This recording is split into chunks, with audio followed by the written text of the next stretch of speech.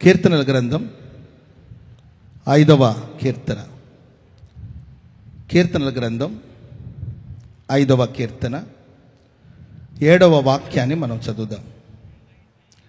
నేనైతే నీ కృపా అతిశయమును బట్టి నీ మందిరములో నేను ప్రవేశిస్తాను. నీ యందు భయభక్తులు కలిగి నీ పరిశుద్ధ ఆలయము దిక్కును చూచి నేను నమస్కరిస్తాను. నేనైతే నీ కృపాతిశయమును బట్టి నీ మందిరంలో ప్రవేశించెదను. నీ ఎడల భయభక్తులు కలిగి నీ పరిశుద్ధ ఆలయము దిక్కును చూచి నమస్కరిస్తాను. స్తోత్రం చెప్పండి అందరూ గట్టిగా. నేనైతే, ఇతర సంగతి నేను చెప్పలేను. నేనైతే నీ కృపాతిశయమును బట్టి మందిరంలో ప్రవేశిస్తాను. నీ యందు భయభక్తులు కలిగి నీ పరిశుద్ధ ఆలయ దిక్కు చూచి నమస్కరిస్తాను. నమస్కరించడం అంటే ఆరాధించడం. కీర్తనకారుడు అంటాడు, నీ యందు భయభక్తులు కలిగి నీ ఆలయాన్ని చూస్తూ నేను ఆరాధన చేస్తాను. స్తోత్రం చెప్పండి గట్టిగా. కారణం, పరిశుద్ధ ఆలయమందు దేవుడు ఉన్నాడు. దానియేలు భక్తుడు యెరూషలేము తట్టి కిటికీని తెరిచి ప్రార్థన చేసేవాడు. ఎందుకంటే యెరూషలేములో పరిశుద్ధ ఆలయం, దేవుని ఆలయం పవిత్రమైనది. నిన్నటి రాత్రి కూడా ఆలయ విశేషతను గురించి దైవ సేవకులు బోధిస్తూ వచ్చారు. ఆలయం పరిశుద్ధంగా ఉండాలి. ఆలయంలో అపవిత్రత ఉండకూడదు. అది దేవుని ఆలయం. ఒకడు దేవుని మందిరాన్ని పాడు చేస్తే అతడు పాడైపోతాడు. దేవుని ఆలయం పవిత్రమైనది, అది పరిశుద్ధ ఆలయం. ఆరాధన చేసే భక్తులు ఆ పరిశుద్ధ ఆలయం తట్టు చూసి భయభక్తులు కలిగి ఆయనకి ఆరాధన చేయాలి, ఆయనకు నమస్కారం చేయాలి. స్తోత్రం చెప్పండి అందరూ గట్టిగా. చెప్పండి గట్టిగా హల్లెలూయా. ఇతరుల సంగతి నాకైతే తెలీదు. నేనైతే పరిశుద్ధ ఆలయ వైపు చూస్తున్నాను, భయభక్తులు కలిగి ఆరాధిస్తున్నాను అని ఒక తీర్మానంతో కూడిన ప్రార్థన. దేవుని సన్నిధికి వచ్చినప్పుడు, దేవుని ఆలయములో మనం ప్రవేశించినప్పుడు తీర్మానాలతో ప్రార్థన చేసుకోవాలి. ఓ నిబంధన చేసుకోవాలి. దేవుని సన్నిధిలో నిబంధన కలిగిన భక్తులుగా మనం మారాలి. ఇక్కడ ఒక భక్తుడు ఒక తీర్మానం చేసుకొని, ఒక నిబంధన చేసుకొని ప్రభు సన్నిధిలో నేను ఆలయం తట్టు చూస్తాను, పరిశుద్ధ ఆలయం తట్టు చూసి భయభక్తులతో నేను ఆరాధిస్తానని కీర్తనకారుడు రాసినట్లు మనమందరూ కూడా ఈ ప్రశస్త రాత్రి ఒక తీర్మానం చేసుకుని, దేవుడు మనల్ని ప్రేమించి ఒక పరిశుద్ధ ఆలయం, ఒకటి భౌతికంగా భూమి మీద ఉన్న ఆలయం, రెండోదిగా పరలోకంలో ఉన్న ఆలయం. పరలోకంలో ఆయనే ఆలయమై ఉన్నాడు. ఆయన తట్టు చూసి భయభక్తులు కలిగి మనం ఆరాధించాలి. పరిశుద్ధ ఆలయమందు దేవుడు ఉన్నాడు అని వాక్యం సెలవిస్తుంది. కనుక ఈ రాత్రి మనం ఎవరి తట్టు చూస్తున్నాం, ఎవరి వైపు చేతులు చాపుతున్నాం, దేవుని ఎలా ఆరాధిస్తున్నాం ప్రశ్నించుకోవాలి. భయభక్తులు కలిగి ఆరాధించాలి. నేను ఒక 2-3 మాటలు మీతో చెప్పాలని ఆశిస్తున్నాను. పరిశుద్ధ ఆలయంలో ఉన్న, ఎందుకు పరిశుద్ధ ఆలయం తట్టు చూడాలి? మనకు నచ్చినట్లు మెచ్చినట్లు మనం ఆరాధన చేయొచ్చు కదా. ఎందుకు పరిశుద్ధ ఆలయం తట్టు చూసే మనం నమస్కరించాలి? పరిశుద్ధ ఆలయంలో ఉన్న విశేషతలు ఏంటి? పరిశుద్ధ ఆలయ వైపు మనం చూడడం వల్ల మనకు లభించేదేంటి? పరిశుద్ధ ఆలయ వైపు మనం చూడడం వల్ల మనకు కలిగేదేంటి అని బైబిల్లో మనం ధ్యానిస్తే శ్రేష్టమైన మాటలు బైబిల్లో మనం చదువుతాం. మొదటి మాట చదవండి. ఇర్మియా గ్రంథం 25వ అధ్యాయము 30వ వచనాన్ని మనం చదువుదాం. ఇర్మియా ప్రవచన గ్రంథం 25వ అధ్యాయం 30వ వచనం. కాబట్టి నీవు ఈ మాటలన్నిటినీ వారికి ప్రకటించి ప్రకటించండి, ఇలాగూ చెప్పవలెను. ఉన్నత స్థలములో నుండి యెహోవా గర్జించుచున్నాడు. ఉన్నత స్థలము నుండి యెహోవా గర్జించుచున్నాడు. తన పరిశుద్ధ ఆలయముల నుండి తన స్వరమును వినిపించుచున్నాడు. చాలు, తన పరిశుద్ధ ఆలయం నుండి తన స్వరమును వినిపించుచు ఉన్నాడు. దేవుని ఆలయం తట్టు చూడడం వల్ల కలిగేదేంటి? ఒక ఆరాధికుడు, దేవుని ఆరాధించే భక్తుడు పరిశుద్ధ ఆలయం వైపు ఎందుకు చూడాలంటే, ఆ పరిశుద్ధ ఆలయముల నుండి ఆయన స్వరం వినబడుతూ ఉంటుంది. ఆయన స్వరం ఎంతో బలమైనది అని వాక్యం సెలవిస్తుంది. దేవుని స్వరం వినాలని కోరుకున్నప్పుడు, దేవుని మాటలు వినాలని మనం ఆశించినప్పుడు, దేవుని స్వరం, ఆయన స్వరంలో ఉన్న బలం మనం పొందుకోవాలని కోరుకున్నప్పుడు పరిశుద్ధ ఆలయం తట్టు మనం కనులెత్తి చూడాలి. ఆ పరిశుద్ధ ఆలయం వైపు మనం చేతులు చాపి మనం ప్రార్థించాలి. అప్పుడు తన పరిశుద్ధ ఆలయం నుండి దేవుడు తన స్వరమును మనకు, తన గంభీరమైన స్వరాన్ని దేవుడు మనకు వినిపిస్తాడు. స్తోత్రం చెప్పండి అందరూ గట్టిగా. దేవుని స్వరానికి ఉన్న విలువ 29వ కీర్తనలో ఉంటుందండి. యెహోవా స్వరము బలమైనది. ఆమెను చెప్పండి అందరూ గట్టిగా. ఎలా ఉంటుందండి ఆయన స్వరం? ఎంతో బలమైన స్వరం. ఆయన బలమైన స్వరానికి దేవదారు వృక్షాలు విరవబడిపోతాయంట. అంత గంభీరమైన స్వరం.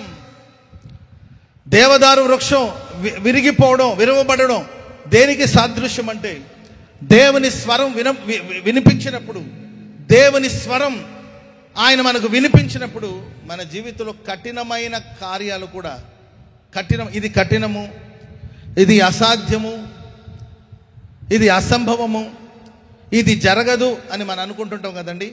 ఆ కార్యాలన్నిటి కూడా విరిగిపోయేటట్లుగా ప్రభు చేస్తాడు. చెప్పండి కూడా అందరూ గట్టిగా.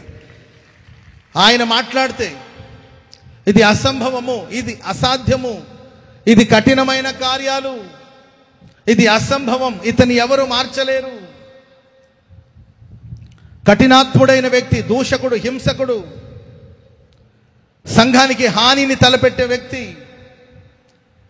దమస్కు మార్గంలో దేవుడు ఆ కఠినాత్ముడిని దేవుడు కలుసుకొని, సౌలా సౌలా నీవెలా నన్ను హింసిస్తున్నావని దేవుడు పలికిన మాట, దేవుని గంభీరమైన స్వరం, దేవుని మృదు మధురమైన స్వరం ఆ కఠినాత్ముని జీవితంలో గొప్ప పెనుమార్పును తీసుకొచ్చింది. ఆయన స్వరం.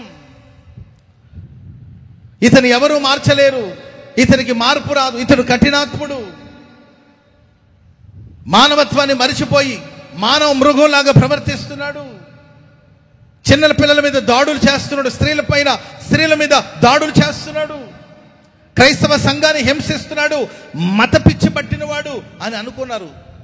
అలాంటి ఒక క్రూరమైన వ్యక్తి జీవితంలో మార్పును తీసుకొచ్చింది దేవుని స్వరమే. స్తోత్రం చెప్పండి అందరూ గట్టిగా. ఈ రాత్రి నిశ్చయముగా నా దేవుడు తన పరిశుద్ధ ఆలయం వైపు నువ్వు చూడగలిగితే తన స్వరాన్ని దేవుడు నీకు వినిపింప చేయబోతున్నాడు.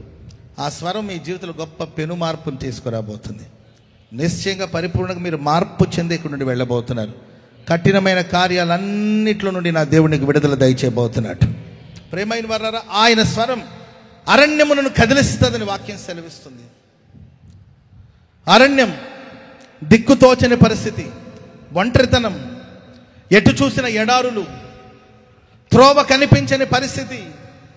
ఒకసారి అడవిలోనికి ఒక వ్యక్తి వెళ్ళిపోతే తిరిగి బయటికి రావడం అంత తేలిక కాదండి. ఎందుకంటే దిక్కు తోచని పరిస్థితి, ఏమి చేయాలో తోచని పరిస్థితి, ఎటు వెళ్ళాలో తెలియని పరిస్థితి, పాడైన ఎడారులు, త్రోవ కనిపించదు.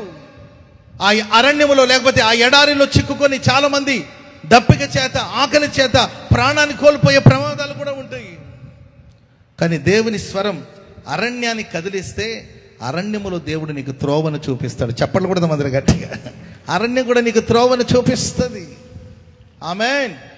ఇంటి నుండి వెలివేయబడి, తరమబడి, పిల్లవాడు చనిపోతుంటే అతని చావు చూడలేక ఆ ఎడారిలో ఒక పొద కింద తన కుమారుని ఆ పొద కింద పడవేసి అల్లంతా దూరం వెళ్ళి ఎలుగెత్తి ఏడుస్తుంది.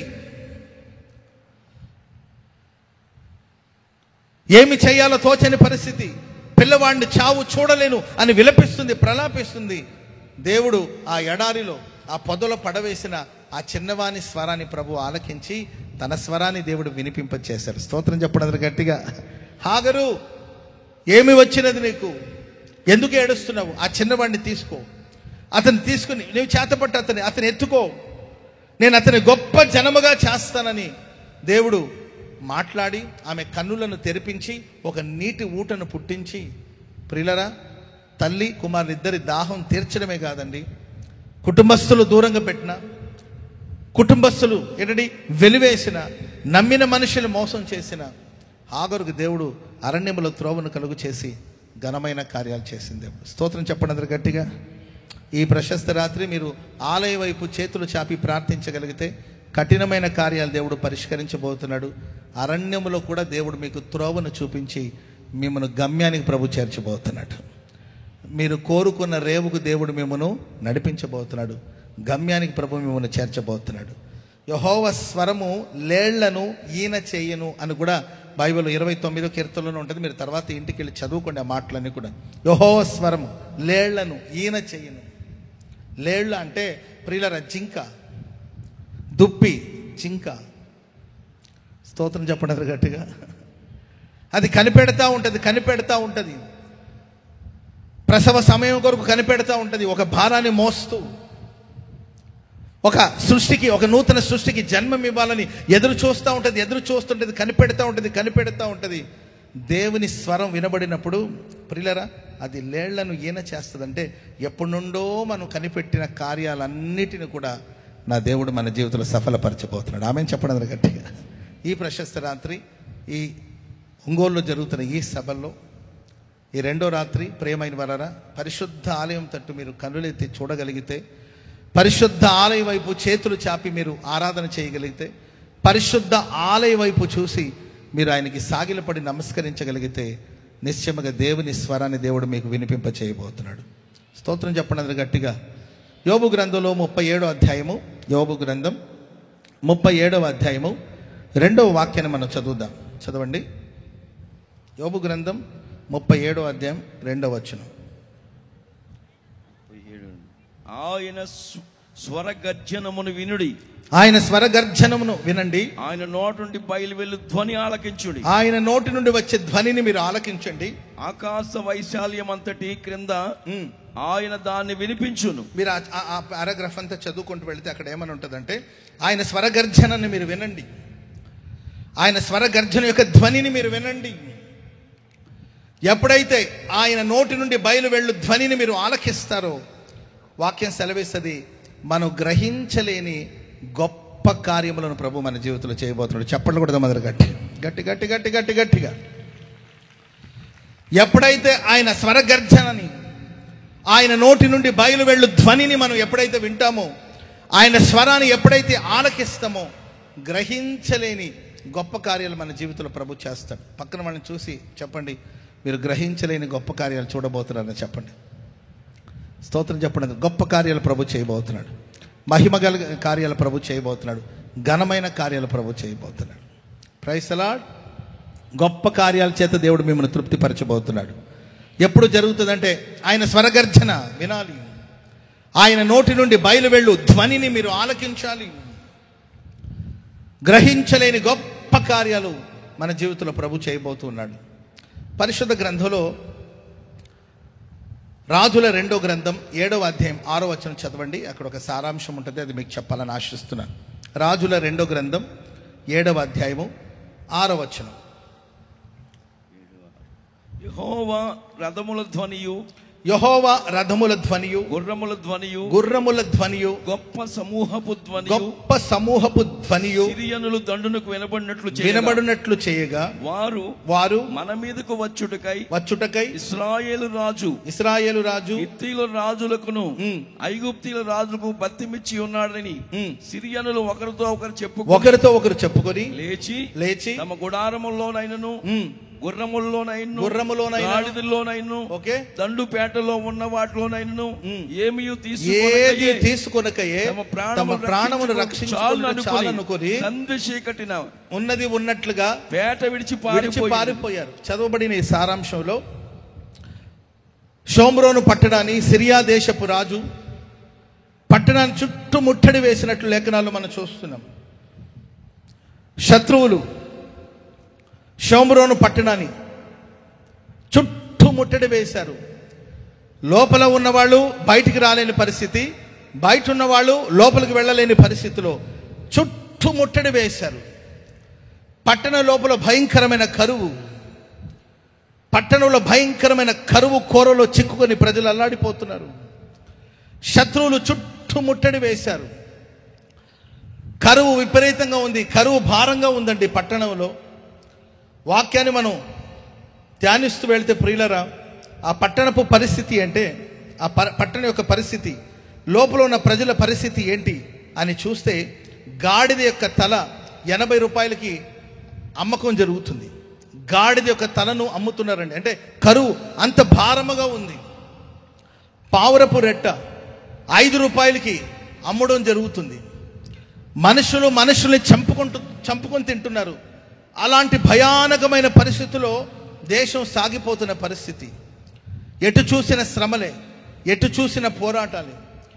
2 స్త్రీలు తమ బిడ్డల్ని వండుకొని తినడానికి సాహసించి మాట్లాడుకొని మొదటి రోజు ఒక బిడ్డను చంపి వండుకొని భోంచేసేశారు. రెండో రోజు ఇంకొక బిడ్డను వండుకొని తినాలని ప్రయత్నిస్తుండగా ఆమె ఆ బిడ్డను దాచేసింది. ఆ విషయాన్ని రాజు దగ్గర తీసుకొస్తే రాజు తన వస్త్రాన్ని చింపుకొని ప్రలాపిస్తున్నాడు, ఏడుస్తున్నాడు. అంతటి కరువు దేశంలో ఉండడం మనం చూస్తున్నాం. ప్రియమైన వాళ్ళారా, నేటి సమాజంలో ఇంకా చెప్పాలంటే క్రైస్తవ సంఘాల్లో మనం చూస్తుంటే సంఘాలలో కరువు, కుటుంబాలలో కరువు. ఎలాంటి కరువు అంటే గాడిద యొక్క తల 80 రూపాయలని లేఖలను మనం చూస్తూ ఉన్నామండి. అంటే గాడిద తల, సంఘాలో గాడిద యొక్క అనుభవాన్ని మనం చూస్తున్నాం. గాడిదకు ఒకటే తెలుసండి, జస్ట్ భారాన్ని మోయడం. నాకు అప్పగించిన పని ఏదో నేను చేసుకున్నానా వెళ్ళానా అంతే. భారాన్ని మోసే పనే తప్ప వేగంగా వెళ్ళాలి, గమ్యానికి చేరుకోవాలి, గురి యొద్దకు వెళ్ళాలి అనే ఆ వేగం అనేది గాడిదలో మనం చూడము. అంటే దాని అర్థం ఏంటంటే ప్రియులారా, ఈరోజు సంఘాలలో, కుటుంబాలలో వేగం లేదు, గుర్రము వంటి వేగం లేదు. ఎక్కడేసిన గొంగళి అక్కడే అన్నట్టు. ఆది అపోస్తలుల రోజులో జరిగిన ఉజ్జీవాన్ని మనం చూస్తున్నాం. ఆది అపోస్తలుల రోజులో సంఘం ఉజ్జీవింపబడి వేగముగా వేగముగా వేగముగా వేగముగా అభివృద్ధి పొందుతూ వచ్చింది. రక్షించబడిన వాళ్ళు సంఘంలో చేర్చబడుతూ వచ్చారు. సంఘం అభివృద్ధి పొందుతూ వచ్చింది. భూదిగంతాల వరకు వెళ్ళి సువార్త ప్రకటించడం ప్రారంభించారు. అపోస్తలులు అడుగుపెట్టిన ప్రతి చోట సంఘాలు స్థాపించబడుతూ వచ్చింది. ఒక వేగం. శత్రు ఈరోజు సంఘాన్ని ముట్టడి వేయడం వలన, సాతానుడు శత్రు కుటుంబాన్ని ముట్టడి వేయడం వలన ఈరోజు అభివృద్ధిని మనం చూడలేకపోతున్నాం, ప్రగతిని చూడలేకపోతున్నాం. అమెరికా దేశంలో ఒక 600 మంది ఉన్న ఒక సంఘాన్ని ఒక దైవ సేవకుడు నడిపిస్తున్నాడు. ఒక 600 మంది ఉన్న సంఘం అది. గాడిద నడక, బాధ్యత లేని అనుభవం. ఏదో నాకు ఇచ్చిన బాధ్యత నేను నిర్వహిస్తున్నాను, భారాన్ని మోయడం, అలాంటి అనుభవాలు నడుస్తూ నడుస్తూ నడుస్తూ చివరికి ఆ సంఘం 600 మంది ఉన్న ఆ సంఘం 60 మందికి వచ్చేసారంటండి. చివరికి ఆ సేవకుడు విసిగిపోయి ఈ పరిచయం నేను చేయలేనని ఆ సేవకు రిజైన్ చేసి వెళ్ళిపోయారంట. ఆ తర్వాత ఆ సంస్థకు సంబంధించిన నిర్ణయించబడిన దైవ సేవకులు ఒక సేవకుని ఆ సంఘానికి అప్పచెప్తే, ఏదో విన్యాసాలు చేయాల్సిన అవసరం లేదు, ఏదో వినూతనంగా సంఘాన్ని నడిపించాలనే అవసరం లేదండి. ఆ దైవ సేవకుడు గుర్రం లాంటి వేగం, దేవుని సన్నిధిలో ప్రార్థించే అనుభవం, ప్రార్థన ప్రార్థన ప్రార్థన ప్రార్థన ప్రార్థన ప్రార్థన ప్రార్థన ప్రార్థించి ప్రార్థించి ప్రార్థించి 60 మంది ఉన్న సంఘం అలాగే విస్తరించి విస్తరించి విస్తరించి ఆ తర్వాత 1000 మందికి వెళ్ళి చేరుకునింది. స్తోత్రం చెప్పండి అందరు గట్టిగా, చెప్పండి గట్టిగా హల్లెలూయా. ప్రియమైన సాతానుడు సంఘాన్ని ముట్టడి వేస్తున్నాడు, కుటుంబాన్ని ముట్టడి వేస్తూ ఉన్నాడు. సంఘంలో జీవం లేక, సంఘంలో ఆశీర్వాదం లేక, సంఘానికి క్షేమం కలగకూడదని, సంఘం విస్తరించబడకూడదని సాతానుడు క్రియ చేస్తుండగా, ప్రేమైన వాళ్ళారా, మనం దేవుని స్వరాన్ని వినగలిగితే, దేవుడు తన గర్జనా ధ్వనిని వినిపించినప్పుడు మహిమ కలిగిన కార్యాలు జరుగుతుంది. ఆమెను చెప్పండి అందరూ గట్టిగా. అంటే ప్రేమైన వాళ్ళారా, అక్కడున్న స్త్రీలు మనుషులు ఎటువంటి కడుపున పుట్టిన పిల్లల్ని చంపుకొని తినే భయంకరమైన కరువు. ఈరోజు ఎటువంటి పిల్లల్ని చంపడం అనేది దేనికి సూచనగా ఉందంటే, భవిష్యత్తును గురించిన ప్రణాళిక లేదు, బిడ్డలను గురించిన బాధ్యత లేదు, బిడ్డలకి దేవుని వాక్యాన్ని ప్రకటించాలనే బాధ్యత లేదు, పిల్లల్ని దేవుని సన్నిధిలో స్థిరపరచాలనే సంకల్పం లేదు. వీళ్ళు ఆత్మీయంగా ఉంటారు, వీళ్ళు పరిశుద్ధాత్మలు పరవశిస్తుంటారు, వీళ్ళు దైవభక్తి కలిగి ఉంటారు కానండి. ఏమా మీ పిల్లల్ని ప్రార్థన తీసుకురాలేదేంటి అని అడిగితే, అన్న ఆ అమ్మాయి మ్యాథ్స్లో కొంచెం వీక్గా ఉందన్న, అందుకోసమే పాపని ఆదివారం ట్యూషన్ పంపిస్తున్నాను. మ్యాథ్స్లో వీక్గా ఉంది, కొంచెం మ్యాథమెటిక్స్ బాగా చేస్తే మంచిది కదా, ఫ్యూచర్ బాగుంటుంది కదా అని దేవుని సన్నిధికి రాకుండా, దేవుని మందిరం తీసుకురాకుండా, మ్యాథ్స్ నేర్చుకుంటే మంచిదని మ్యాథమెటిక్స్ క్లాస్ కోసం పంపించడం జరిగింది. విచిత్రమైన విషయం చెప్పనండి, ఆ పాప మ్యాథ్స్ క్లాస్కి వెళ్ళి, లేకపోతే ట్యూషన్కి వెళ్ళి మ్యాథమెటిక్స్ బాగా చేసి, లెక్కలన్నీ కూడా బాగా చేసి మంచి మార్కులతో పాస్ అయింది. మ్యాథ్స్లో పాస్ అయింది కానీ లైఫ్లో ఫెయిల్ అయిపోయింది. మ్యాథ్స్లో పాస్ అయిందండి, లెక్కలని బాగానే లెక్కలేస్తుంది, మంచిగానే లెక్కలు రాస్తుంది. దానివల్ల ఆమె చదువు పరంగా పాస్ అయిపోయింది ఆ పాప. కానీ లైఫ్ పరంగా చూసుకుంటే జీవితంలో మోసపోయిన అనుభవం వచ్చింది, లోకాన్ని ప్రేమించే అనుభవంలోనికి వెళ్ళిపోయింది, లోకంలో ఎవరినో ప్రేమించింది, ఆ ప్రేమించిన వ్యక్తి మోసం చేశాడు, వంచాడు, ఆ మోసాన్ని జీర్ణించుకోలేకపోయింది, ఆ మోసాన్ని తట్టుకోలేకపోయింది, అది ఎవరితో చెప్పాలో కూడా అర్థం కాలేదు, ఆ సమస్య నుండి ఎలా బయటికి రావాలో తనకు అర్థం కాలేదు. ఆపదలో దేవుడి మీద ఆధారపడాలని, దేవుని సన్నిధిలో ప్రార్థించాలని ఆలోచన తనకు కలగకపోవడం వల్ల ప్రియులారా చివరికి ప్రాణాన్ని పోగొట్టుకునిదండి, తన ప్రాణాన్ని తీసేసుకునింది, ఉరేసుకుని చనిపోయింది. ఆ తల్లి అంటది, అయ్యా మ్యాథ్స్ చదివితే మంచిదని చెప్పి మ్యాథమెటిక్స్లో పాస్ అవ్వాలని దేవుని సన్నిధికి దూరంగా పంపించాను, నా పిల్లలు చదువుకుంటే చాలనుకున్నాను, చదువు పరంగా వాళ్ళు పాస్ అయ్యారు కానీ జీవిత పరంగా ఓడిపోయారని. కాబట్టి ప్రేమైన వాళ్ళారా, సాతాను ఆయా సందర్భాలు, అపవాది సాతానుడు సంఘాన్ని ముట్టడి వేస్తాడు, కుటుంబాన్ని ముట్టడి వేస్తాడు, ఆత్మీయ జీవితానికి ముట్టడి వేస్తాడు. ఆయన ముట్టడి వేసినప్పుడు ప్రియులారా ఆ బంధకాల్లో ఉండి సంఘాలలో కరువు, వేగం తగ్గిపోతుంది, అభివృద్ధి తగ్గిపోతుంది. పావురపు రెట్టను తింటున్నారంట వాళ్ళు. ఆలోచించాలి, ఏది తినాలి ఏది తినకూడదు విచక్షణ జ్ఞానం లేదు, ఏది ఆరోగ్యం ఏది అనారోగ్యం, ఏది మంచిది ఏది చెడు విచక్షణ జ్ఞానం లేదండి. ఏదో ఒకటి తిని కడుపు నింపుకుందాం, ఏదో ఒకటి భోంచేసి ఆకలి తీర్చుకుందామనే ఆలోచనలు సాగిపోతున్నారు. ఈరోజు శ్రేష్టమైన ఆహారాన్ని భుజిస్తున్నావా? స్వచ్ఛమైన శ్రేష్టమైన దేవుని వాక్యాన్ని నీవు భుజిస్తున్నావా? ఏదో ఒకటి చదివాం, ఏదో ఒకటి విన్నాం, ఏదో ఒకటి అనుసరించాం, ఏదో ఒకటి తిన్నా ఆకలి తీరుతుంది కదని నీచమైన కార్యాలను భుజించడానికి వాళ్ళు త్రిప్పబడ్డారండి. దేశమంతా సాతానుడు ముట్టడి వేసిన సందర్భాలు మనం చూస్తున్నాం. ప్రేమైన వాళ్ళారా, వీటన్నిటికీ మూలం ఏంటి అని చూస్తే ఇశ్రాయేల్ రాజు అంటాడండి. ఈ వార్తలన్నీ విన్న తర్వాత ఇశ్రాయేల్ రాజు అంటాడు, ఎలీషా యొక్క తల అతని మీద నిలిచి ఉన్న ఎడల నాకు దేవుడు గొప్ప అపాయమును కలుగు చేయును కాక. టైం నిర్ణయిస్తున్నాడు. ఎలీషా యొక్క తలను తీసివేస్తాను. ఓ సంఘానికి ఆపద తీసుకురావడం, ఒక సంఘానికి ప్రమాదాలను తీసుకురావడం, సంఘానికి ముట్టడి వేయడం వల్ల సాతాను యొక్క ఉద్దేశం ఏంటంటే దైవ సేవకుని తల తీసివేయాలి, దైవ సేవకుని ఆలోచన పాడు చేయాలి.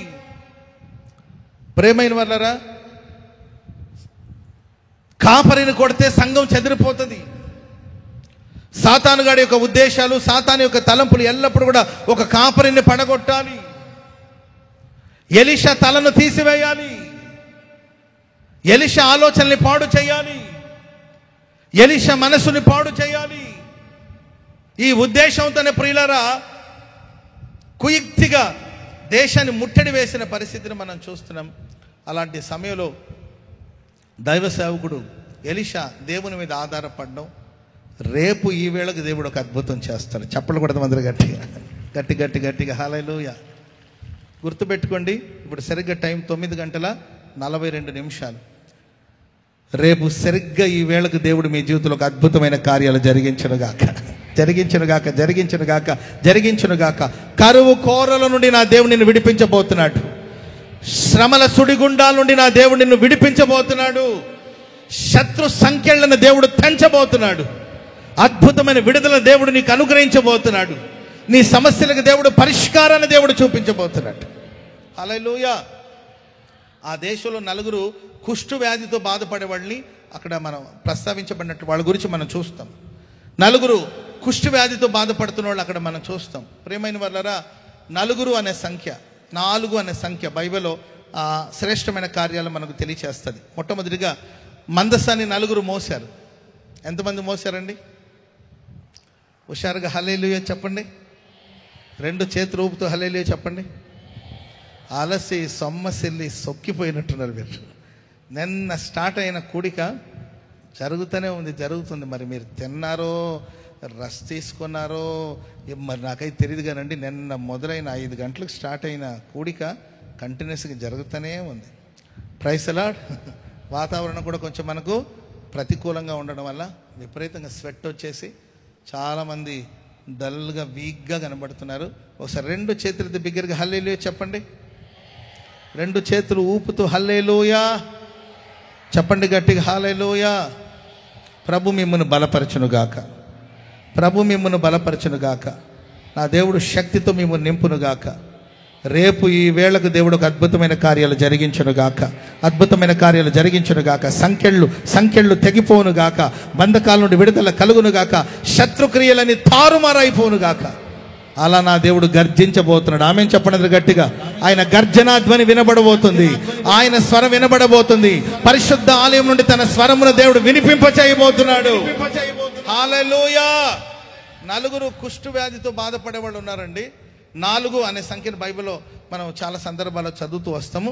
మందసాన్ని మోసింది 9.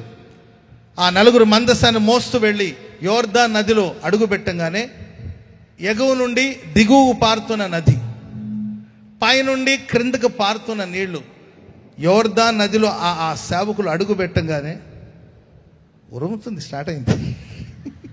ప్రభు ఉరుముతున్నాడు. స్తోత్రం చెప్పండి అందరు గట్టిగా. మరి ఆయన ఉరిమినప్పుడు మనం కూడా ఉరుమాలి కదండి. గట్టిగా గంభీర స్వరంతో హల్లెలూయా హల్లెలూయా చప్పట్లు కొడుతూ బిగ్గరగా దేవునికి స్తోత్రం చెప్పండి. గట్టిగా హల్లెలూయా. గట్టిగా హల్లెలూయా హల్లెలూయా. ప్రేమైన వారలారా, 9 వ్యాధులతో కుష్టు వ్యాధితో బాధపడుతున్న వాళ్ళు బైబిల్లో 4 అనే సంఖ్య మీకు చెప్పానండి. మందసాన్ని మోసిన సేవకులు ఎప్పుడైతే యోర్దాను నదిలో అడుగు పెట్టారో పైనుండి పారుతున్న నీళ్లు వెనక్కి మళ్ళింది. Praise the lord. 9 పాడిని మోసుకుంటూ వస్తున్నారు. ఎంతమంది అండి? 9 పాడిని మోసుకుంటూ వస్తూ ఉన్నారండి. యేసుక్రీస్తు వారు వాళ్ళు ఎదురుగా వచ్చారు. వీళ్ళు గవిని వెలుపటికి వెళ్తున్నారు. యేసు ప్రభు లోపలికి వస్తున్నారు. విధవరాలు కుమారుడు పాడి మీద 9 మోసుకుంటూ వస్తున్నారు. యేసు ప్రభు ఆ పాడిని ముట్టిన వెంటనే ఆ 9 మోస్తున్నారు కదండి, వాళ్ళు నిలబడ్డారు. ఆ పాడిని ముట్టిన వెంటనే వాళ్ళు నిలబడ్డారు. వాళ్ళకి తెలుసు మనం యేసు ప్రభుని ఎదుర్కొన్నాం. యేసు ప్రభు మమ్మల్ని ఎదుర్కొన్నాడు. ఈ పాడి మీద ఉన్నవాడికి ప్రాణాన్ని ప్రభు పోస్తాడు. ఈ పాడి మీద ఉన్నవాడు తిరిగి లేస్తాడు అనే నమ్మకంతో వాళ్ళు ఆ పాడిని ఆపారండి.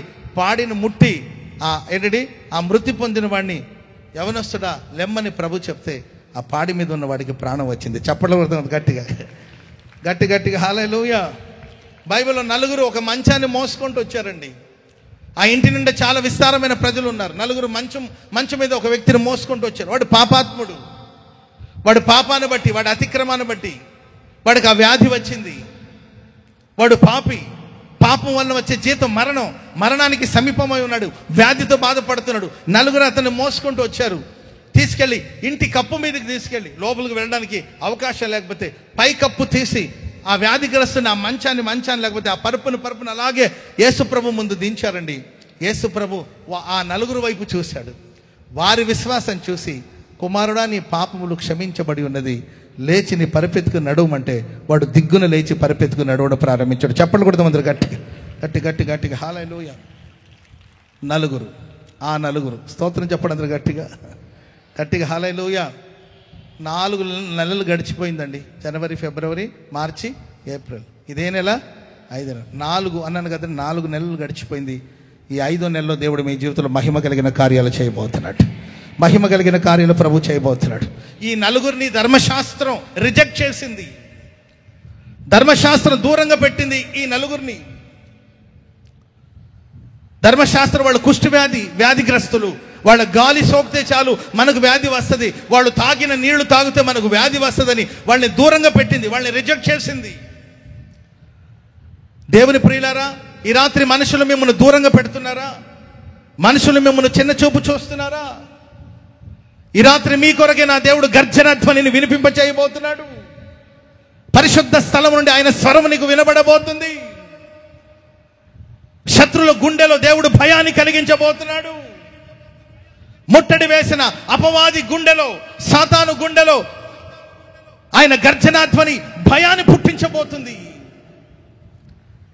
నీ పక్షాన ప్రభు యుద్ధం చేయబోతున్నాడు. చెప్పండి కూడా మందరు గట్టిగా హల్లెలూయా. చెప్పండి గట్టిగా హల్లెలూయా. మనుషులు కొన్నిసార్లు మనల్ని చిన్న చూపు చూస్తారు, మనల్ని తిరస్కరిస్తారు. వీళ్ళు ధర్మశాస్త్రమే వాళ్ళని దూరంగా పెట్టిందండి. చట్టాలు విధులు, ఇది చట్టం, మీరు దూరంగా ఉండాలి, ఇది ఆజ్ఞ, మీరు ఇలాగే ఉండాలి, ఇక్కడే ఉండాలి అని చట్టం వాళ్ళని ప్రజలకి దూరంగా తీసుకెళ్ళిపోయింది. కానీ దేవుని వాక్యం వారిని ప్రేమించింది. సర్వశక్తి గల దేవుడు వాళ్ళని ప్రేమించాడు. ఆమె చెప్పండి అందరూ గట్టిగా. ఒక కుర్రోడు దేవుని సేవ చేయాలని ఆసక్తితో ఒక పెద్ద దైవజనుడి దగ్గరకు వచ్చాడంట. ఒక యవనస్తుడు దేవుని పని చేయాలి, దేవుని సేవ చేయాలని చెప్పి ఒక దైవ సేవకుడి దగ్గరికి వచ్చాడంటే బైబిల్ ట్రైనింగ్ కోసం వచ్చాడండి. అక్కడ బైబిల్ ట్రైనింగ్ జరుగుతూ ఉంటుంది.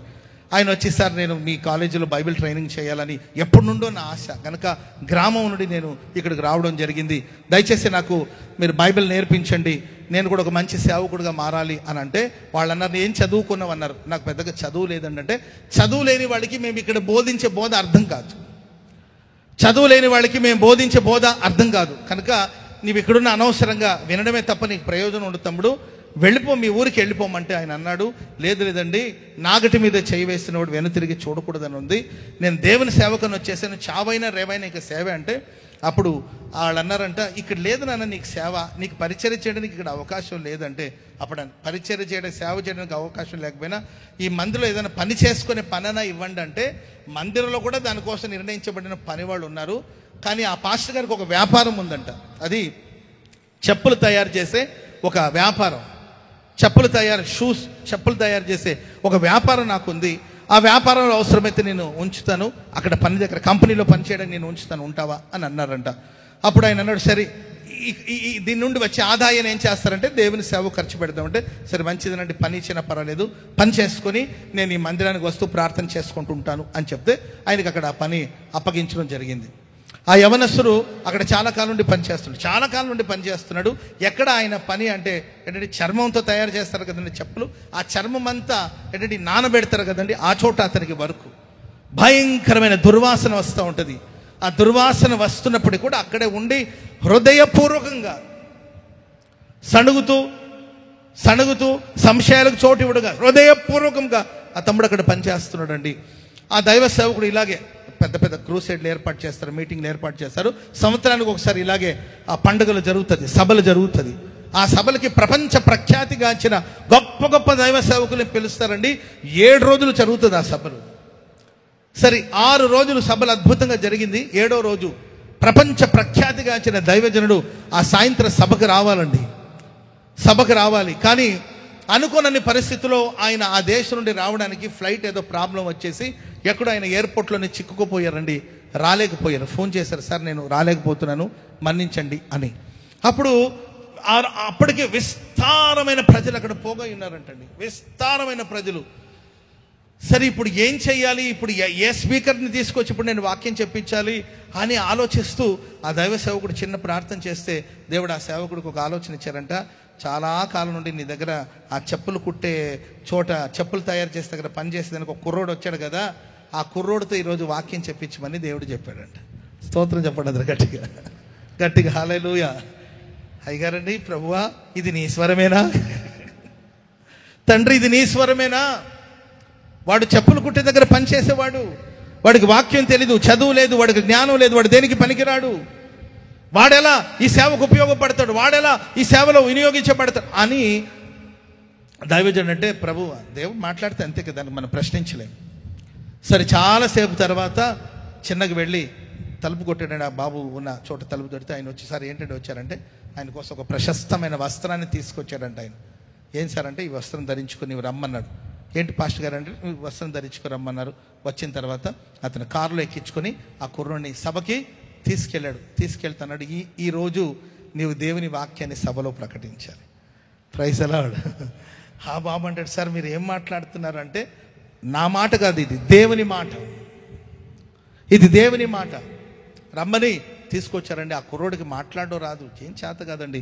అతని సభలో తీసుకొచ్చి నిలబెడితే ఆయన వచ్చి వేదిక దగ్గరికి వచ్చి మోకరించి యేసయ్యా అని ప్రార్థన ప్రారంభించారండి.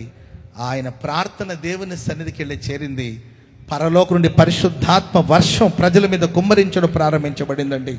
ప్రజలు ఏడుస్తూనే ఉన్నారు, ప్రలాపిస్తున్నారు, పాపాలు ఒప్పుకుంటున్నారండి. ఏ ప్రసంగం లేదు, వాక్యం లేదు, వర్తమానం లేదు. ఆ తమ్ముడు చేసిన ఒక ప్రార్థన, పరిశుద్ధాత్మ వర్షం ప్రజల మీద కుమ్మరించబడితే ఆనాడు పరిశుద్ధాత్మ దేవుడు ప్రజల్ని ఏంటంటే వాళ్ళ పాపాలు ఒప్పుకునేటట్లు చేస్తే 1,00,000 మంది బాప్తిజమం పొందారంట. చెప్పలు కూడా మందరు గట్టిగా హల్లెలూయా. ప్రియులారా, ఈరోజు మనుషులు నిన్ను దూరంగా పెట్టారా? మనుషులు ఏర్పాటు చేసిన చట్టాలు నిన్ను దూరంగా ఉంచాయా? ఇక్కడున్నా చనిపోవలసిందే, అక్కడున్నా చనిపోవలసిందే, దేశంలో ఉన్నా కరువుతో చావలసిందే, బయటికి వెళ్ళినా చావలసిందే. చావు తప్ప ఇంకొక పరిష్కారం లేదు, భవిష్యత్తు లేదు. ఇంకా ఈ రాత్రి ఇక్కడ కూడి వచ్చిన మీ జీవితాల్లో శత్రు మిమ్మల్ని ముట్టడి వేస్తే, కరువు కోరలో మీరు చిక్కుకొని ఉంటే, మీ కుటుంబాలు కరువు కోరలో చిక్కుకొని ఉంటే, మనుషులు మిమ్మల్ని తిరస్కరించి మిమ్మల్ని దూరంగా పెడితే ఇక ఫ్యూచర్ లేదు, ఇక భవిష్యత్తు లేదు, భవిష్యత్తును గురించిన భరోసా లేదు, ఏమి సంభవిస్తుందో తెలీదు. ఇక్కడైనా మరణమే, అక్కడైనా మరణమే. డాక్టర్లు అంటూ ఉంటారు, ఆపరేషన్ చేయాలి, చాలా ఖర్చు అవుతుంది, ఆపరేషన్ చేయాలి, చాలా ఖర్చు అవుతుంది. ఎంత ఖర్చు అవుతుంది అంటే ఇంచుమించు 20 లక్షలు 25 లక్షలు ఖర్చు అవుతుంది. సార్ ఆపరేషన్ అయిన తర్వాత బతుకుతారంటే బతకలేరండి. మరి దానికి ఆపరేషన్ ఎందుకు? అర్జెంటుగా ఆపరేషన్ చేయాలి, 25 లక్షలు మీరు సర్దుకోవాలి. సరే ఆపరేషన్ చేస్తారు, బతుకుతారా ఎన్నాళ్ళు? అవి చెప్పలేం, బతకవచ్చు, చావచ్చు. ఇక్కడైనా మరణమే, అక్కడైనా మరణమే. ఒకరికి ఒక 40 years ఉంటుందండి, 40 ఏళ్ళు వయసు ఉంటుంది ఆయనకి. 40 ఏళ్ళు వయసు ఉంటే గుండెపోట్లాగా ఏదో వచ్చింది, హాస్పిటల్కి వెళ్తే అర్జెంటుగా బైపాస్ చేయాలని చెప్పారండి. సరే సర్జరీ కోసం వెళుతున్నప్పుడు ఆయన గారు 40 years ఉంటుంది ఆయనకి, చేతులు పట్టుకుని అడిగాడు, సార్ సర్జరీ చేస్తున్నారు కదా, సర్జరీ అయిన తర్వాత నేను ఇంకెంతకాలం బతకొచ్చు అంటే, చెప్పలేమండి, సర్జరీ అయిన తర్వాత నువ్వు బతకొచ్చు, చచ్చిపోవచ్చు, చనిపోవచ్చు, సర్జరీ జరుగుతుండగానే పోవచ్చు, చెప్పలేమన్నారు. మరి అట్టున్నప్పుడు ఆపరేషన్ ఎందుకంటే చేయాలండి, బైపాస్ చేయకపోతే కష్టమే, అర్జెంటుగా చేయాలి, బతుకోవచ్చు, చావచ్చు. అప్పుడు ఆయన అన్నాడంట, బతుకొచ్చి చావచ్చు 25 లక్షలు ఎందుకులే కానీ ఆపరేషన్ వద్దులని ఆపరేషన్ థియేటర్ నుండి లేచి బయటకు వచ్చేసారంటండి. ఆ తర్వాత ఆయన ప్రభుని విశ్వసించాడు, 80 ఏళ్ళు బ్రతికాడు. చెప్పండి కూడా మందరు గట్టిగా హల్లెలూయా. చెప్పండి గట్టిగా హల్లెలూయా. మనుషుల చేత తిరస్కరించబడి ఇక భవిష్యత్తు లేదని బాధపడుతున్నావా? నిశ్చయంగా నా దేవుడు తన పరిశుద్ధ స్థలము నుండి నీ కొరకు దేవుడు గర్జన చేయబోతున్నాడు. ఆయన స్వరమును దేవుడు వినిపింప చేయబోతున్నాడు, తన స్వరమును దేవుడు వినిపించబోతున్నాడు. అంటే ఆనాడు రథముల ధ్వని, గుర్రముల ధ్వని. ఈ నలుగురు ఇక్కడున్న చావలసిందే, శత్రువుల పాళెంలోకి వెళ్ళి అక్కడైనా చావలసిందే కదా, తిని చేద్దాం, చచ్చే లోపల తిని చేద్దాం. ఆమెను చెప్పండి గట్టిగా. చాలామందికి నీ చివరి కోరిక ఏంటంటే, ఏది చెరసాలో జైల్లో ఉంటారు, వాళ్ళకి ఉరి శిక్ష విధించుంటారు. నీ ఆఖరి కోరిక ఏంటి బాబు అంటే, నా ఆఖరి కోరిక బిర్యానీ తిని చావాలంటుంటారు. వాళ్ళకి బిర్యానీ తెచ్చి చెప్తుంటారు పాపం. ఎటు మాకు ఫ్యూచర్ లేదు, నాకు భవిష్యత్తు లేదు, ఇంకింతే నా లైఫ్, లోపలున్నా చావలసిందే, బయటకు వెళ్ళినా చావలసిందే అని నిరాశ నిస్పృహలో ఉంటూ వాళ్ళు ప్రియులరా వెలుపటికి వెళ్ళడం జరుగుతుంది. నా దేవుడు రథముల ధ్వని, గుర్రముల ధ్వని, ప్రియులరా సైన్యపు ధ్వనిని దేవుడు కలిగించినప్పుడు శత్రులందరూ ప్రాణభయంతో పారిపోయారు. స్తోత్రం చెప్పండి అందరు గట్టిగా. వాళ్ళే మాట్లాడుకుంటున్నారు. ఆ రాజుని పిలిపించారేమో, ఈయన్ని పిలిపించారేమో, వాళ్ళు సహాయం పొందుకున్నారో, వీళ్ళు సహాయం పొందుకున్నారు, వాళ్ళు వచ్చారేమో, వీళ్ళు వచ్చారేమో అని భయపడిపోయి, ప్రైజ్ ది లార్డ్ చెప్పండి గట్టిగా హల్లెలూయా. ఇప్పుడు మనం పారిపోవాలి, ఒక చోటు నుండి పారిపోవాలండి. మీ దగ్గర కారు ఉంటుంది, బైక్ ఉంటుంది, పారిపోవాలి. మనం ఎలా పారిపోతామండి? మన వాహనాన్ని తీసుకొని మనం వెళ్ళిపోవాలి. కానీ వాళ్ళు గాడిదలను అక్కడే వదిలేశారు, గుర్రాలను అక్కడే వదిలేశారు, వాళ్ళ ఆహారాన్ని అక్కడే వదిలేశారండి. కట్టు బట్టలతో శత్రులందరూ పారిపోయారు. అలా దేవుడు ఒక ఉరుము ధ్వనిని, లేకపోతే గర్జనా ధ్వనిని దేవుడు, గుర్రముల ధ్వని, రథముల ధ్వని, సైన్యపు ధ్వనిని దేవుడు పుట్టించాడు. చెప్పండి కూడా దేవునికి స్తోత్రం చెప్పండి అందరూ గట్టి గట్టి గట్టి గట్టి గట్టిగా హల్లెలూయా చెప్పండి గట్టిగా హల్లెలూయా. అప్పుడు ఈ నలుగురు కుష్ఠరోగులు వెళ్ళి చూస్తే శత్రువులు ఎవ్వరు లేరు. ఇప్పటివరకు నిన్ను వెంటాడుతూ వచ్చిన శత్రు, నిన్ను బాధించిన శత్రు, నీకు నెమ్మది లేకుండా చేసిన శత్రు, నీ కుటుంబాన్ని పాడు చేసిన శత్రు, ఏమి తినాలో ఏమి తినకూడదో తెలియని విచక్షణను కోల్పోయే స్థితికి తీసుకెళ్ళిన శత్రు, వాళ్ళందరూ దేవుడు తరిమి తరిమి తరిమి తరిమి కొట్టబోతున్నాడు అండి. శత్రుక్రియలన్నిటి దేవుడు లయపరచబోతున్నాడు. హల్లెలూయా చెప్పండి గట్టిగా హల్లెలూయా హల్లెలూయా. యుద్ధము లేదు, రక్తము లేదు, శబ్దమే చాలు. ఆమెన్ చెప్పండి గట్టిగా. యుద్ధము లేదు, రక్తం చిందించడం కూడా లేదు, యుద్ధాలు చేసింది లేదు, రక్తాన్ని చిందించింది లేదండి. కేవలం దేవుని శబ్దం వినిపించింది, దేవుని స్వరం వినిపించిందండి. గ్రహించలేని గొప్ప కార్యాలు ప్రభు చేశాడు. ఆమెన్ చెప్పండి గట్టిగా. ఆకాశపు కిటికీలు తెరిచినా కూడా ఇలా జరగదన్నాడు కదండి. కొంతమంది ఉంటారు దైవ కార్యాన్ని అనుమానిస్తూ ఉంటారు.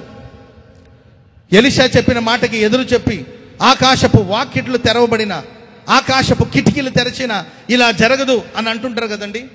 అలాంటి వాళ్ళకు సిగ్గు కలిగేటట్లుగా నా దేవుడు సర్వ సమృద్ధిని మీకు అనుగ్రహించబోతున్నాడు. సరిగ్గా రేపు ఈ వేళకు మీ జీవితంలో నా దేవుడు ఒక అద్భుతాన్ని జరిగించునుగాక. ఈ రాత్రి నీ కొరకు నా దేవుడు తన స్వరమును వినిపించుచూ ఉన్నాడు. తన స్వరమును దేవుడు వినిపింప చేయుచున్నాడు.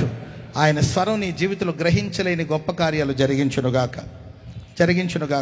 రెండో మాట త్వరగా చదవండి. కీర్తన గ్రంథం 68వ కీర్తన 5వ వాక్యం. కీర్తనలు 68వ కీర్తన 5వ వాక్యం త్వరగా చదవాలి. తన పరిశుద్ధ ఆలయమందున్న దేవుడు తండ్రి లేని వారికి ఆయన తండ్రి అయి ఉన్నాడు. చాలు. తన పరిశుద్ధ ఆలయమందున్న దేవుడు తండ్రి లేని వారికి తండ్రి అయి ఉన్నాడు. తండ్రి ఉన్న వాళ్ళకైనా తండ్రి లేని వారికైనా మనం ఆరాధిస్తున్న దేవుడు పరలోకపు తండ్రి. చెప్పండి కూడా దేవునికి స్తోత్రం చెప్పండి. అది గట్టి గట్టి గట్టి పక్కన ఉన్న వాళ్ళని చూసి చెప్పండి, మనకొక తండ్రి ఉన్నాడని చెప్పండి. మనకొక తండ్రి ఉన్నాడు. ఆయన పరలోకమందున దేవుడు, ఆయన పరలోకమందున తండ్రి, ఆయన మనకు తండ్రి అయి ఉన్నాడు. పరిశుద్ధ గ్రంథంలో యేసుక్రీస్తు వారు చెప్పిన ఒక ఉపమానం మీకు చెప్పాలని ఆశిస్తున్నాను. ఆ ఉపమానంలో ఒక తండ్రి ఉన్నాడు. ఆయనకి 2 కుమారులు ఉన్నారు.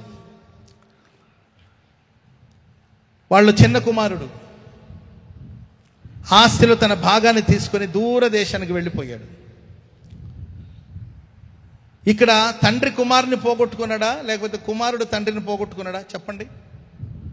మీ వాయిస్ ఎట్టు నాకు వినబట్లేదు, అది వేరే విషయం అనుకోండి, అయినా ట్రై చేయండి. ప్రైజ్ రా. తండ్రి కుమారుని పోగొట్టుకున్నాడా, కుమారుడు తండ్రిని పోగొట్టుకున్నాడా? కుమారుడే తండ్రిని పోగొట్టుకున్నాడు. ఈరోజు చాలామంది పరలోకమందున తండ్రికి దూరం అయిపోతున్నారు. తండ్రిని పోగొట్టుకున్నాడు అతడు తండ్రిని పోగొట్టుకోవడానికి ముఖ్యమైన కారణం ఏం తెలుసండి? అతడు తండ్రిని ప్రేమించలేదు, తండ్రి ఆస్తిని ప్రేమించాడు.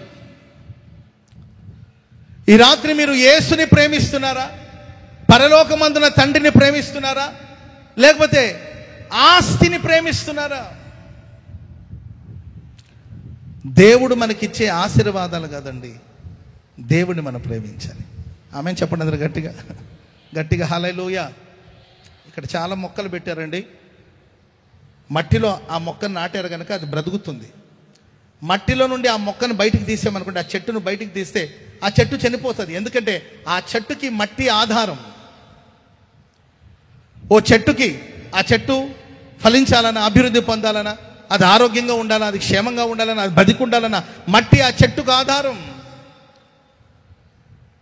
నీళ్లలో చేప ఉందంటే ఆ చేపకు నీళ్లు ఆధారం. ఆ నీళ్ల నుండి ఆ చేప బయటికి తీస్తే చేప చనిపోతుంది. చెట్టుకు మట్టి ఆధారం, చేపకు నీళ్లు ఆధారం. నీకు నాకు మన పరలోకమందున తండ్రి జీవన ఆధారం. చెప్పట్లు కూడా మందరు గట్టి గట్టి గట్టి గట్టిగా హల్లెలూయా. దేవుడు లేకపోతే మనకు బ్రతుకు లేదు. దేవుడు లేకపోతే మనకు జీవం లేదు. మరి ఏమై ఉన్నామో అది ఆయన కృప ద్వారానే అయి ఉన్నాము. మన బ్రతికున్నామంటే ఆయన కృప ద్వారానే అయి ఉన్నాం. కనుక దేవా, నీ ఆస్తి కాదు, నీ ఆశీర్వాదం కాదు. దేవా, నీవే నాకు కావాలి. తండ్రి, నీవే నాకు కావాలి. ఈరోజు చాలా మంది తండ్రిని పోగొట్టుకున్నారు. పరలోకమందున తండ్రిని పోగొట్టుకున్నారు.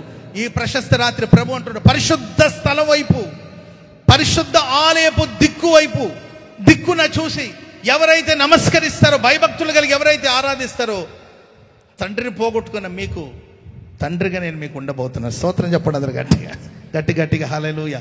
పరలోకమందున దేవుడు మనకు తండ్రిగా ఉన్నాడు. ఆమెన్ చెప్పండి అందరు గట్టిగా. చాలామంది నా దగ్గరికి మందిరానికి ఎప్పటి నుండో, మన ప్రార్థన మందిరానికి వచ్చి ఒక ఫ్యామిలీ ఉన్నారండి. చాలా కాలం నుండి వస్తుంటారు. సంతానం లేదు. 8 సంవత్సరాలు 8 సంవత్సరాల నుండి పిల్లలు లేకపోతే సంఘమంతా కలిసి ప్రార్థన చేశారు వాళ్ళ కోసం. ప్రార్థన ఫలించి, ప్రార్థన ఆలకించి 8 ఏళ్ల తర్వాత ఆ అమ్మాయికి గర్భఫలం వచ్చింది. 4వ నెల సంథింగ్ ఏదో చెప్పారండి. ఒక పెద్ద మీటింగ్ పెట్టారు. చాలా హ్యాపీగా సంతోషించారు అందరూ. సాక్ష్యం కూడా చెప్పారు. ఆ తర్వాత చర్చికి రావడం మానేశారు. వాడు 8 సంవత్సరాలుగా దేవుని మందులో చక్కగా దైవభక్తి కలిగిన ఆ కుటుంబం ఎప్పుడైతే గర్భఫలం వచ్చిందో చర్చికి రావడం మానేస్తే, ఒకసారి సూపర్ మార్కెట్ దగ్గర సిస్టర్ నాకు కనిపించారు. సూపర్ మార్కెట్ దగ్గర ఎక్కడో కనబడితే నేను ఆ సహోదరిని చూసి, ఏమ్మా ఏంటమ్మా చర్చికి రావట్లేదు మీరు అని అడిగితే, ఆ తల్లి నాతో చెప్పింది, అన్న 4వ నెల 5వ నెల సంథింగ్ ఏంటండి, కడుపుతో ఉన్నాను కదన్నా, గర్భఫలం కదన్నా, ఒకటే వామిటింగ్ అన్న, నాకు ఒకటే వాంతులు వస్తున్నాయి, ఏం తిన్నా, మరి చర్చిలో వస్తే బాగోదు కదా, అందుకోసమే రాలేదు అని ఆవిడంటే, సరే నీవు రాకపోతే రాకపోయావు, కనీసం ఆయన రావచ్చు కదా, నీకేమో వామిటింగు, నీకేమో వాంతులు, ఆయనకి విరోచనాలా? నీకు వాంతులు సరే, నువ్వు చెప్పే రీజన్ ఓకే, ఆయన ఎందుకు రావట్లా? ఆశీర్వాదం కొరకే కొంతమంది దేవుని సన్నిధికి పరుగు తీస్తూ ఉంటారు. ఆరోగ్యం కోసం, స్వస్థత కోసమే కొంతమంది పరిగెత్తుతూ ఉంటారు. నీవు తండ్రిని ప్రేమిస్తున్నావా? తండ్రి ఆస్తిని ప్రేమిస్తున్నావా? ఆస్తిని ప్రేమించాడు గనుకనే ప్రియులారా, ఆస్తి ఎప్పుడైతే లభించిందో తండ్రికి దూరంగా వెళ్ళిపోయాడు. ఆ తర్వాత తండ్రి తనకిచ్చిన ఆస్తిని తీసుకెళ్ళి దూరదేశానికి వెళ్ళి దుర్వ్యాపారం చేసి మొత్తాన్ని పోగొట్టాడు. తన ఆస్తి పాడైందా లేకపోతే తండ్రి ఆస్తి పాడైందా? చెప్పండి, చెప్పాలి. తన ఆస్తిని పాడు చేసుకున్నాడా లేకపోతే తండ్రి ఆస్తిని పాడు చేసుకున్నాడు? అంటే తండ్రి ఆస్తికి ఎప్పటికీ నష్టం కలగదు. ఆమె చెప్పండి గట్టిగా. పరలోకమందున్న తండ్రి యొక్క ఆస్తి మన గిన్నె నిండి పొంగి పొర్లేటట్లుగా దేవుని ఎల్లప్పుడూ కుమ్మరిస్తూనే ఉంటాడు. ఆయన ఆస్తికి ఎప్పుడు లోటు రానే రాదు. ఆ తొట్టిలో ఉన్న పిండి తరగలేదు, బుడ్డిలో ఉన్న నూనె తరగలేదండి. పిండి తీసే కొద్దిగా ఇక వస్తూనే ఉంది, దానికి ఒక ముగింపు ఉండదు. ఎవరి ఆస్తి పాడు చేసుకుంటే తండ్రి తనకిచ్చిన ఆస్తిలో ఒక భాగం, అది తన ఆస్తి. ఆ ఆస్తిని దుర్వ్యాపారం చేసి పాడు చేసుకున్నాడు. మూడోదిగా ప్రియులరా, ఆ తప్పిపోయిన కుమారుడు గురించి మనం ధ్యానిస్తూ వస్తే చివరికి ఒకటి తండ్రిని పోగొట్టుకున్నాడు, రెండోదిగా ఆస్తిని పోగొట్టుకున్నాడు, మూడోదిగా తనను తానే పోగొట్టుకున్నాడు. అంటే తండ్రి ఇంట గొప్పగా బ్రతికిన వాడు ఇప్పుడు పందులతో తిరుగుతున్నాడు. పరిశుద్ధ స్థల వైపు కన్నులెత్తి చూడవలసిన వాడు భూమి వైపు చూస్తున్నాడు, భూ సంబంధమైన వాటిని చూస్తున్నాడు. పొట్టు తిని తన ఆకలిని తీర్చుకోవాలని భూ సంబంధమైన వ్యక్తిలాగా ఆలోచిస్తున్న స్థితిని ఆ తప్పిపోయిన కుమారుడి జీవితంలో మనం చూస్తున్నాం. కానీ ఎప్పుడైతే ఆయన బుద్ధి తెచ్చుకొని తన మనస్సును మార్చుకొని ఎప్పుడైతే పరిశుద్ధ స్థలం వైపు చూడాలని, ఎప్పుడైతే పరిశుద్ధ స్థలం దిక్కున చూసి భయభక్తులు కలిగి ఆరాధించాలని తీర్మానం చేసుకుని తన తండ్రి ఇంటికి రావడం ఎప్పుడైతే ప్రారంభించాడో ఆయన కోల్పోయిన వాటన్నిటిని దేవుడు తిరిగి దయచేశాడు. చెప్పండి కూడా దేవునికి స్తోత్రం చెప్పండి. అది గట్టి గట్టి గట్టి గట్టి గట్టి గట్టి గట్టి గట్టి గట్టిగా హల్లెలూయా. ఈ ప్రశస్త రాత్రి పరిశుద్ధ స్థలం వైపు తేరి చూడండి. మీరు పోగొట్టుకున్న వాటన్నిటి నా దేవుడు నీకు తిరిగి దయచేయునుగాక. మీరు పోగొట్టుకున్న వాటన్నిటి నా దేవుడు నీకు అనుగ్రహించునుగాక. హల్లెలూయా. ఇక వాక్యంలో మనం ధ్యానిస్తూ వెళితే తర్వాత చదువుకోండి, వాతావరణం ప్రతికూలంగా ఉంది. కీర్తన గ్రంథం 11వ కీర్తన 4వ వచనం ఉంటుంది, యెహోవా తన పరిశుద్ధ ఆలయములో ఉన్నాడు, ఆయన కనుదృష్టితో సర్వ ప్రపంచాన్ని ఆయన పరిశీలన చేస్తూ ఉన్నాడు. స్తోత్రం చెప్పడం గట్టిగా. కన్నులారా ఆయన చూస్తున్నాడు, తన కనుదృష్టి చేత ఆయన వారిని పరిశీలించుచున్నాడని వాక్యంలో గ్రంథస్థం చేయబడింది. మనం ఆరాధిస్తున్న దేవుడు పరిశుద్ధ ఆలయములో ఉన్నాడు. లేచి నిలబడండి, అందరూ లేచి నిలబడండి, లేచి నిలబడండి. ఒక చిన్న ప్రార్థన చేసుకోబోతున్న ప్రభు సన్నిధిలో. సర్వాధిపతి సర్వాధికారి నీకు వందనాలు. ఇదిగో నీ ప్రజలు నీ స్వకీయ సాంపాద్యమైన మీ స్వరక్తము చేత కొనబడిన కనబడిన నీ ప్రజలు మీ వైపు చేతులెత్తి ఉన్నారు. పట్టుకోండి నీ ప్రజల చేతిని, పట్టుకోండి నాయన నీ ప్రజల చేతిని, నీ ప్రజల చేతిని పట్టుకోండి నాయన. ముందన్నడు వెళ్ళని నవనూతనమైన మార్గాలలో నడిపించి ఈ సభల 2వ రాత్రి ప్రభువా మీరు ఉద్దేశించిన మీ ఉద్దేశములని మీ ప్రజలతో మీరు ముచ్చటించినందుకు నీకు స్తోత్రాలు చెల్లిస్తున్నాను. మీ సేవకుని ముఖాంతరంలో నుంచి నీ ప్రజలను మీరు దర్శించారు, అందుకు స్తుతి చెల్లిస్తున్నాను. తిరిగి మీ ప్రజలు వెళుతున్నారు, వారికి తోడుగా మీరు ఉండండి. రేపటి దినం జరిగే కూడికని దిగ్విజయముగా ఆశీర్వాదకరంగా మీరు జరిగించబోతున్నందుకు నీకు స్తోత్రాలు చెల్లిస్తున్నాను. ఓ పట్టజాలని ఆశీర్వాదాలతో మీరు దిగరాబోతున్నందుకు స్తోత్రాలు చెల్లిస్తున్నాను. శక్తి కలిగిన వాక్కులు మీరు అందించబోతున్నందుకు మీకు స్తోత్రాలు చెల్లిస్తున్నాను. ఆత్మీయ అంతరిక్షాన్ని మీరు కలుగు చేయబోతున్నందుకు స్తోత్రాలు చెల్లిస్తున్నాను. జీవనదాత, ఆరోగ్య ప్రదాత, ఈ 3 దినములు ప్రతిష్ఠించాము. మీ కొరకే మీ పాద సన్నిధులు పెట్టాము. మా కొరకు దీవెనకరంగా మలిచి మార్చండి. రేపు ఉదయం జరిగే కూడికలు, రేపు రాత్రి జరిగే కూడికల్ని మీరు అధ్యక్షత వహించి జరిగించి మహిమ ఘనత ప్రభావములు మీరు పొందుకోవడమని మీ పక్షమున నిలిచిన మీ దినదాసులను 7 ఆత్మాభిషేకముతో నింపి మీ నోటి బోరగా చేతి పాత్రగా వాడుకోండి. బూదిగంతాల వరకు మీరు నైనా మీరు వాడుకొని ఆశీర్వదించి ఆయురారోగ్యాలతో కృపాక్షేమాలతో కరుణ కటాక్షముల చేత నింపమని మీ పాదానికి సమర్పిస్తున్నాను.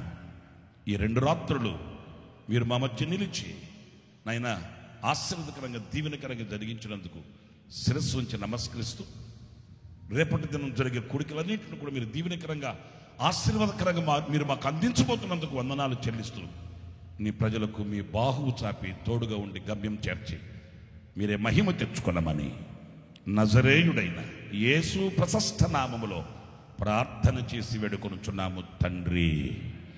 అందరం చెప్దాం ఆమేన్. మన ప్రభు అయిన యేసు క్రీస్తు కృప, తండ్రి అయిన దేవుని ప్రేమ, పరిశుద్ధాత్మనందుల అన్యోన్యమైన సహవాసం, సన్నిధి సముఖం సకల కోటి పరిశుద్ధులకును ఈ సభలో పాలు పొందిన వారికి యెహోవా పరిశుద్ధాలయము వైపు చేతులెత్తి సాగిలపడి నమస్కరించాలని కోరిక కలిగిన ఒక్కొక్కరికి సదాకాలం తోడయుండి నడిపించునుగాక. ఆమేన్. గట్టిగా చప్పలు కొడుతూ ప్రభుని స్తుతిద్దాం. హల్లెలూయా.